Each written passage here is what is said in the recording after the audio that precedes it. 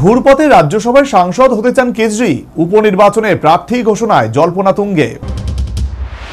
সম্প্রতি দিল্লি বিধানসভা নির্বাচনে পরাজিত হয়েছে আম আদমি পার্টি। বিজেপি প্রার্থীর কাছে হেরেছেন অরবিন্দ কেজরিওয়াল নিজেই। একসময় যিনি নিজেকে জাতীয় রাজনীতিতে বিজেপি বিরোধী প্রধান মুখ হিসেবে তুলে ধরতে গিয়েছিলেন, তিনি আজ মুখ থুবড়ে পড়েছেন।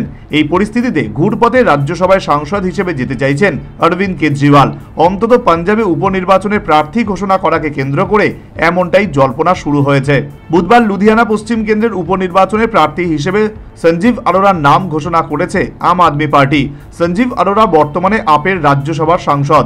রাজনৈতিক বিশ্লেষকদের দাবি, সঞ্জীবকে রাজ্যসভা থেকে তুলে নিয়ে পাঞ্জাব বিধানসভায় পাঠাতে চাইছে কেজরিওয়াল নিজে। আর রাজ্যসভায় যে শূন্যস্থান তৈরি হবে, সেই আসনে সাংসদ হয়ে রাজ্যসভায় যেতে চাইছেন দিল্লির প্রাক্তন মুখ্যমন্ত্রী। এর ফলে জাতীয় স্তরে নিজের অস্তিত্ব টিকিয়ে রাখতে চাইছে কেজরিওয়াল। যদিও আপ নেতা নীল গার্গের দাবি, কেজরিকে রাজ্যসভায় আনার বিষয়টি বিজেপির অপপ্রচার। তিনি বলেন, সঞ্জীব নিজেই পাঞ্জাব রাজনীতিতে ফিরতে চেয়েছিলেন, তাই তাকে লুধিয়ানা উপনির্বাচনে প্রার্থী করা হয়েছে। কেজরি ঘুরপথে রাজ্যসভায় যেতে চাইছেন, এটা বিজেপির মিথ্যে প্রচার। আমরা এই মুহূর্তে উপনির্বাচন নিয়ে ব্যস্ত, তারপর রাজ্যসভার ফাঁকা আসন নিয়ে সিদ্ধান্ত নেওয়া হবে।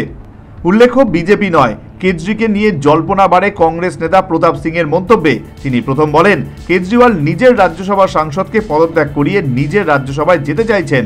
তবে এখনো পর্যন্ত লুধিয়ানা উপনির্বাচনের দিনক্ষণ ঘোষণা করেনি নির্বাচন কমিশন। অনুমান করা হচ্ছে চলতি বছরের শেষ দিকে নভেম্বর মাসে বিহার বিধানসভার ভোটের সঙ্গে লুধিয়ানায় উপনির্বাচন হতে পারে।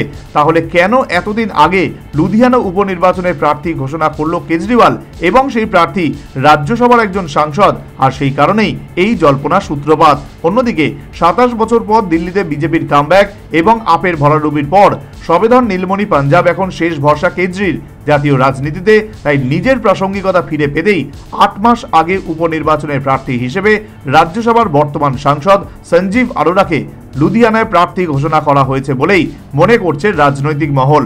আসলে ঘুরপথে রাজ্যসভার সাংসদ হয়ে নিজের মুখ রক্ষা করতে চাইছেন Arvind Kejriwal. National bureau report, news vanguard.